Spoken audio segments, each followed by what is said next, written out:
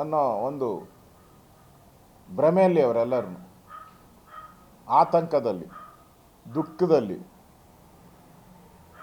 ಈ ಥರದ ಹೇಳಿಕೆಗಳನ್ನು ಕೊಡ್ತಾ ಇದ್ದಾರೆ. ಇಷ್ಟು ವಯಸ್ಸಾಗಿರ್ತಕ್ಕಂಥ ರಿಟೈರ್ಡ್ ಆಗೋವಂಥ ಕಾಲ ಅವ್ರದ್ದು.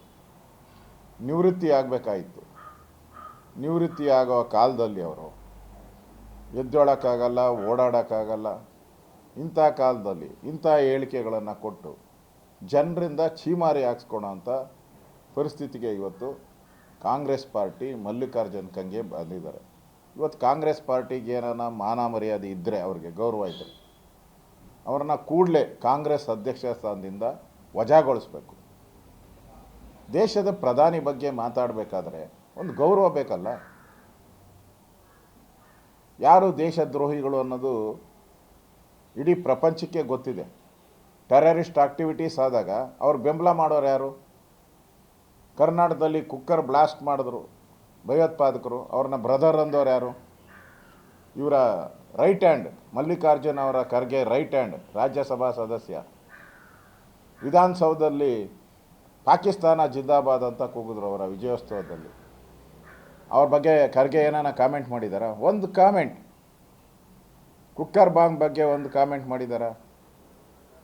ಪಾಕಿಸ್ತಾನ ಬಗ್ಗೆ ಒಂದು ಕಾಮೆಂಟ್ ಮಾಡ್ತಾರಾ? ತಲಾಕ್ ಬಿಲ್ಲು, ಮಹಿಳೆಯರಿಗೆ ಸಹಾಯ ಆಗಲಿ ಅಂತ ಮಾಡಿದಂಥ ಬಿಲ್ ಬಗ್ಗೆ ವಿರೋಧ ಮಾಡಿದಂಥವ್ರು ಇವರು. ಸರ್ಜಿಕಲ್ ಸ್ಟ್ರೈಕ್ ಆದಾಗ ದೇಶದ ಸೈನಿಕರು ತಮ್ಮ ಪ್ರಾಣದ ಹಂಗನ್ನು ತೊರೆದು ಹೋರಾಟ ಮಾಡಿ ನಮ್ಮ ದೇಶಕ್ಕೆ ಒಂದು ಗೌರವವನ್ನು ತಂದಂಥ ಸಂದರ್ಭದಲ್ಲಿ ಸೈನಿಕರನ್ನೇ ಟೀಕೆ ಮಾಡಿದ್ರು, ದೇಶದ ಭದ್ರತೆಯನ್ನೇ ಟೀಕೆ ಮಾಡಿದ್ರು. ಇಂಥ ಕಾಂಗ್ರೆಸ್ ಅವರು ಈ ಪದವನ್ನು ಬಳಕೆ ಮಾಡಿರೋವಂಥದ್ದು.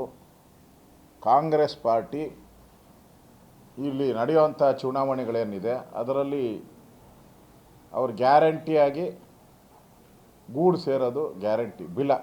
ಇಲಿಗಳು ಬಿಲ ಸೇರ್ತದಲ್ಲ, ಹಂಗೆ ಬಿಲ ಸೇರುವಂಥದ್ದು ಗ್ಯಾರಂಟಿ. ಕೂಡಲೇ ದೇಶದ ಜನದ ಮುಂದೆ ಅವರು ಕ್ಷಮಾಪಣೆ ಕೇಳಬೇಕು. ಅವ್ರನ್ನ ಆ ಸ್ಥಾನಕ್ಕೆ ಕಾಂಗ್ರೆಸ್ ಅಧ್ಯಕ್ಷ ಸ್ಥಾನಕ್ಕೆ ಅರ್ಹರಲ್ಲ ಇವರು.